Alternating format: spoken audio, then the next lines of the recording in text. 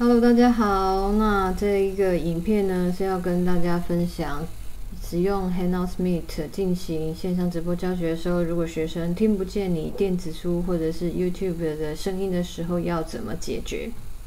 好，那我会使用那个桌机，然后用的系统是 Win7 来跟大家做一个 demo。那待会也会换到 Win10的状况。好来，首先就是你使用的如果是桌机，然后并没有麦克风，也没有摄影机的情况，它进入到会议室预设的情况就是会是这样，没有麦克风，也没有镜头。好，那接下来我们要来开启一个叫做立体混声的功能。好，在下方的功能列找到这个喇叭的图案，滑鼠右键进到录音装置。好，录音装置在这个录制的部分呢，如果你曾经使用过立体混声的功能，它就会出现在列表里。如果没有，也不用紧张，我们一样滑鼠右键，请它显示已停用的装置。好，这时候我们就可以看见它出现了。好，点选它，选取内容，然后把这个功能从停用变成开启启用。好，确定。好，这时候我们再回到 Meet。你就会发现，麦克风功能是可以开启的了。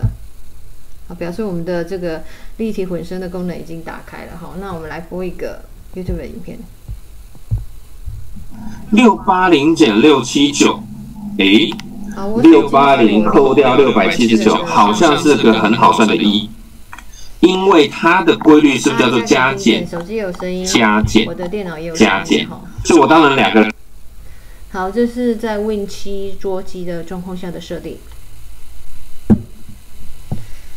那如果你是 Win10的话，其实也一样差不了太多啦齁。好，我们在 Win10的部分，好，我们一样登入学校的 Meet。然后因为我现在用的是笔电齁，所以我本来笔电里就会有预设一个麦克风，所以你可以在设定里面看到2个麦克风装置啊，目前是只有1个，因为我刚刚还没有打开。我们目前可以看到这是原本笔电内建的麦克风。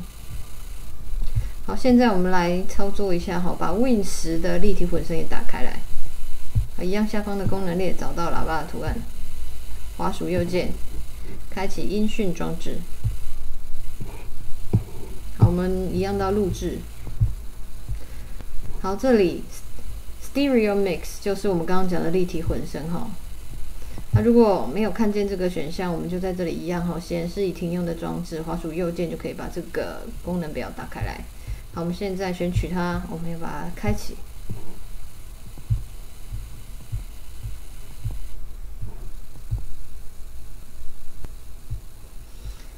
好，我们再回到 Meet 哈，我们的麦克风选项。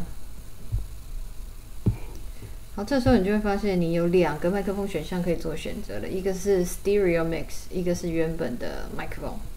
好，如果你有要播声音系统的音效给学生听的时候，你的设备又是不是像笔电一样，麦克风跟喇叭是内建在同一个机器里的时候，这个功能就一定要开启。那另外一个方式，其实你也可以把你的麦克风靠近你桌机的喇叭，效果也是一样的齁。那这个方法呢，就是少一个动作齁，那音效也可以完整的呈现。好，以上就是它的操作的方式，给大家参考咯。拜拜。